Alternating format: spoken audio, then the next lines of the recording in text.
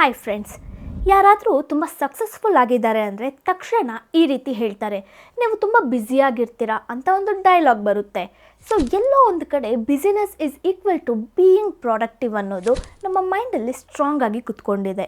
ಆದರೆ ಅಷ್ಟು ಬ್ಯುಸಿ ಆಗಿದ್ದು ಅಷ್ಟು ಪ್ರಾಡಕ್ಟಿವ್ ಆಗಿ ಇರೋ ಹಾಗೆ ನಮಗೆ ಫೀಲ್ ಇದ್ರೂ ಎಲ್ಲೋ ಇನ್ನೂ ನಾವು ಮಾಡಬೇಕಾಗಿರೋ ವಿಷಯಗಳೆಲ್ಲ ಹಿಂದೆ ಉಳಿದಿದೆ, ಇನ್ನೂ ಮಾಡೋಕ್ಕೆ ಜಾಸ್ತಿ ಇದೆ ಅನ್ನೋದು ನಮ್ಮ ಮೈಂಡಲ್ಲಿರೋವಾಗ ನಾವೆಲ್ಲರೂ ಸ್ಟ್ರೆಸ್ ಆಗ್ತೀವಿ.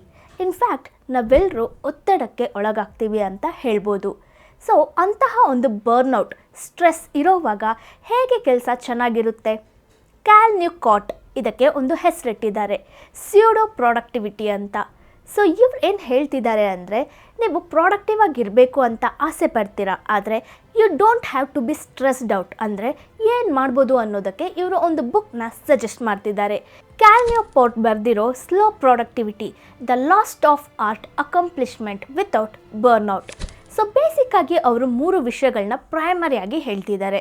ಮೊದಲನೇದು do less, second one limit your daily goals, ಮೂರನೇದು work at your natural phase, fourth one obsess your quality. So ಇವಾಗ ನಾವು ಹೆಚ್ಚಾಗಿ ಕೆಲಸ ಮಾಡಿದ್ರೆ ಬೀಯಿಂಗ್ ಪ್ರಾಡಕ್ಟಿವ್ ಅನ್ನೋ ಫೀಲ್ ಇರ್ಬೋದು, ಆದರೆ ನಿಜವಾಗ್ಲೂ ನಾವು ಪ್ರಾಡಕ್ಟಿವ್ ಆಗಿ ಇರಲ್ಲ. ನಾವು ಹೆಚ್ಚು ಕೆಲಸ ಮಾಡುವಾಗ ಇಲ್ಲ ಮಾಡಬೇಕು ಅಂತ ಮೈಂಡಲ್ಲಿ ಅಂದ್ಕೊಂಡಾಗ ಅದು ನಮ್ಮ ತಲೆಯಲ್ಲಿರೋ ಓವರ್ ಹೆಡ್ ಟ್ಯಾಕ್ಸ್ನ ಇನ್ಕ್ರೀಸ್ ಮಾಡುತ್ತೆ. ನಮಗೆ ಹೆಚ್ಚು ಸ್ಟ್ರೆಸ್ ಇರೋವಾಗ ನಮಗೆ ಒಂದು ವಿಷಯದ ಮೇಲೆ ಪ್ರಾಪರಾಗಿ ಫೋಕಸ್ ಮಾಡೋಕ್ಕಾಗಲ್ಲ. ಆ್ಯಂಡ್ ಸರಿಯಾಗಿ ಫೋಕಸ್ ಮಾಡಿಲ್ಲ ಅಂದರೆ ಒಂದು ಕೆಲಸನ ನಮ್ಮಿಂದ ಪ್ರಾಪರಾಗಿ ಮಾಡಿ ಮುಗಿಸೋಕ್ಕಾಗಲ್ಲ. ಹಾಗೆ ನೋಡಿದ್ರೆ ನಾವು ಒಂದು 6-7 ಕೆಲಸಗಳನ್ನ ಮಾಡಿರೋ ಹಾಗೆ ಇರುತ್ತೆ, ಆದರೆ ಅದೆಲ್ಲ ಕೆಲಸಗಳನ್ನ ಹೆಂಗಂದ್ರೆ ಹಂಗೆ ಮಾಡಿರ್ತೀವಿ, ಅದನ್ನ ಸರಿಯಾಗಿ ಮಾಡಿರಲ್ಲ.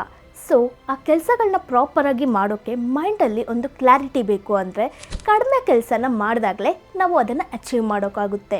ಹಾಗೆ ಹೇಳಿ ಇವರು ತುಂಬ ರೈಟರ್ಸ್ನ ಎಕ್ಸಾಂಪಲಾಗಿ ಹೇಳ್ತಿದ್ದಾರೆ. ಆ ಕಾಲದಲ್ಲೆಲ್ಲ ಇದ್ದವರು ಲೈಕ್ ಪಿಕಾಸೋ ತಗೊಳ್ಬೋದು, ಯಾರೇ ಒಬ್ಬ ಆರ್ಟಿಸ್ಟ್ ಆಗಲಿ, ಮ್ಯೂಸಿಷಿಯನ್ಸ್, ರೈಟರ್ಸ್, ಕ್ರಿಯೇಟರ್ಸ್, ಇವಾಗಿರೋ ಕ್ರಿಯೇಟರ್ಸ್ ಅಲ್ಲ. ಯಾಕಂದರೆ ದಿನಾ ಒಂದು ವಿಡಿಯೋ ಮಾಡಬೇಕು ನಾನೇ, ಸೊ ಡೈಲಿ ವಿಡಿಯೋ ಹಾಕಿನೇ ಕೆಲವರು ಅತಿ ದೊಡ್ಡ ಇನ್ಫ್ಲುಯೆನ್ಸರ್ಸ್ ಆಗಿದ್ದಾರೆ. ಸೊ ಇವಾಗಿರೋ ಜನ್ರೇಷನಲ್ಲಿ ನಾವು ಪ್ರತಿದಿನ ತುಂಬ ವಿಷಯಗಳನ್ನ ಮಾಡ್ತಿದ್ದೀವಿ. ಆ್ಯಸ್ ಎ ಕ್ರಿಯೇಟರ್ ಆಗಿ ಇವತ್ತು ಯಾವ ವಿಡಿಯೋ ಮಾಡಬೇಕು, ನಾಳೆ ಯಾವ ವಿಡಿಯೋ ಮಾಡಬೇಕು, ಇವತ್ತು ವಿಡಿಯೋ ಪೋಸ್ಟ್ ಆಯಿತಾ, ಈ ರೀತಿ. ಇಲ್ಲ ನೀವು ಒಂದು ಆಫೀಸಲ್ಲಿದ್ದೀರಾ ಅಂದರೆ ಇವತ್ತು ಈ ಕೆಲಸ ಆಯಿತಾ, ನಾಳೆ ಆ ಕೆಲಸ ಇದೆ ಅಂತ ಪ್ರತಿದಿನ ನಾವು ತುಂಬ ಕೆಲಸಗಳನ್ನ ಮಾಡ್ತಿದ್ದೀವಿ.